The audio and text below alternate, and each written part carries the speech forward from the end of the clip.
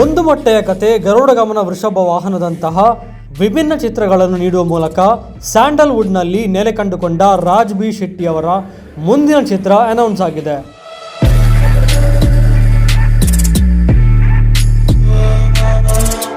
Raj B Shetty ಅವರು ತಮ್ಮ Instagram ಖಾತೆಯಲ್ಲಿ ತಮ್ಮ ಮುಂದಿನ ಚಿತ್ರದ ಮೋಷನ್ ಪೋಸ್ಟರ್ ಅನ್ನು ಬಿಡುಗಡೆ ಮಾಡಿದ್ದಾರೆ.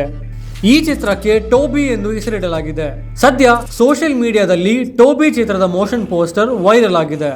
ಈ ಹಿಂದೆ ಸ್ಯಾಂಡಲ್ವುಡ್ ಕ್ವೀನ್ ರಮ್ಯಾ ಅವರು ನಿರ್ಮಾಣ ಮಾಡಿದ ಸ್ವಾತಿ ಮುತ್ತಿನ ಮಳೆಹನಿ ಚಿತ್ರಕ್ಕೆ ರಾಜ್ ಬಿ ಶೆಟ್ಟಿ ಅವರು ನಿರ್ದೇಶನ ಮಾಡಿ ಇದರ ಶೂಟಿಂಗ್ ಕೂಡ ಮುಗಿದಿದೆ ಎನ್ನಲಾಗಿತ್ತು. ಸಿನಿಪ್ರಿಯರು ಈ ಚಿತ್ರದ ಅಪ್ಡೇಟ್ಗಾಗಿ ಕಾಯುತ್ತಿದ್ದರು. ಆದರೆ ಈಗ ಟೋಬಿ ಚಿತ್ರದ ಮೋಷನ್ ಪೋಸ್ಟರ್ ಹೊರಬಂದಿದೆ. ಟೋಬಿ ಚಿತ್ರ ಆಗಸ್ಟ್ 25ಕ್ಕೆ ಚಿತ್ರಮಂದಿರಗಳಲ್ಲಿ ತೆರೆ ಕಾಣಲಿದೆ ಎಂದು ರಾಜ್ ಬಿ ಶೆಟ್ಟಿ ತಮ್ಮ ಇನ್ಸ್ಟಾಗ್ರಾಮ್ ಖಾತೆಯಲ್ಲಿ ಹೇಳಿಕೊಂಡಿದ್ದಾರೆ. ಈ ಚಿತ್ರಕ್ಕೆ ರಾಜ್ ಬಿ ಶೆಟ್ಟಿ ಅವರು ಕತೆ ಬರೆದಿದ್ದು, ಬಾಸಿಲ್ ಅಲ್ ಚಲಕಲ್ ಈ ಚಿತ್ರವನ್ನು ನಿರ್ದೇಶನ ಮಾಡಿದ್ದಾರೆ. ಶೀಘ್ರದಲ್ಲೇ ಈ ಚಿತ್ರದ ಟ್ರೈಲರ್ ಬಿಡುಗಡೆ ಆಗುವ ಸಾಧ್ಯತೆ ಇದೆ.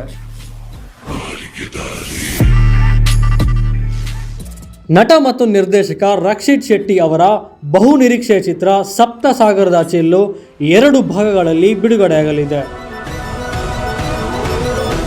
ಈ ಚಿತ್ರವನ್ನು ಗೋಧಿ ಬಣ್ಣ, ಸಾಧಾರಣ ಮೈಕಟ್ಟು ಮತ್ತು ಕವಲುದಾರಿಯಂತಹ ಚಿತ್ರಗಳನ್ನು ನಿರ್ದೇಶಿಸಿದ ಹೇಮಂತ್ ರಾವ್ ಅವರು ಈ ಚಿತ್ರಕ್ಕೆ ಆಕ್ಷನ್ ಕಟ್ ಹೇಳಿದ್ದಾರೆ.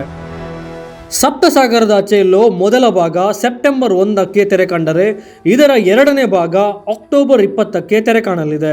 1.5 ತಿಂಗಳ ಅಂತರದಲ್ಲಿ 2ನೇ ಭಾಗ ತೆರೆ ಕಾಣಲಿರುವ ಕಾರಣ ಸಿನಿ ಪ್ರೇಮಿಗಳಲ್ಲಿ ಒಂದು ರೀತಿಯ ಗೊಂದಲ ಸೃಷ್ಟಿಯಾಗಿದೆ. ಸದ್ಯ ರಾಜ್ ಬಿ ಶೆಟ್ಟಿ ಅವರ ಟೋಬಿ ಚಿತ್ರ ಆಗಸ್ಟ್ 25ಕ್ಕೆ ರಿಲೀಸ್ ಆಗಲಿದ್ದು, ಒಂದೇ ವಾರದ ಅಂತರದಲ್ಲಿ ರಕ್ಷಿತ್ ಶೆಟ್ಟಿಯ ಚಿತ್ರ ರಿಲೀಸ್ ಆಗಲಿದೆ. ಕನ್ನಡ ಚಿತ್ರರಂಗದಲ್ಲೇ ಮೊದಲ ಬಾರಿಗೆ ಶೆಟ್ಟಿಗಳು ಮುಖಾಮುಖಿಯಾಗಲಿದ್ದಾರೆ. ಈ ಹಿಂದೆ 2022ರಲ್ಲಿ ತೆರೆ ಕಂಡ 777 ಚಾರ್ಲಿ ದೊಡ್ಡ ಹಿಟ್ ಆಗಿತ್ತು. ಈ ಚಿತ್ರದಲ್ಲಿ ರಾಜ್ ಹಾಗೂ ರಕ್ಷಿತ್ ಜೊತೆಯಾಗಿ ನಟಿಸಿದ್ರು. 2023ರಲ್ಲಿ ಬೆರಳೆಣಿಕೆಯಷ್ಟು ಚಿತ್ರಗಳು ಮಾತ್ರ ಗೆದ್ದಿವೆ. ಟೋಬಿ ಹಾಗೂ ಸಪ್ತಸಾಗರದಾಚೆಯಲ್ಲೂ ಚಿತ್ರಗಳಿಂದಾಗಿ ಕನ್ನಡ ಸಿನಿ ಇಂಡಸ್ಟ್ರಿ ಮತ್ತೆ ಪುಟಿದೇಳುವ ನಿರೀಕ್ಷೆ ಇದೆ.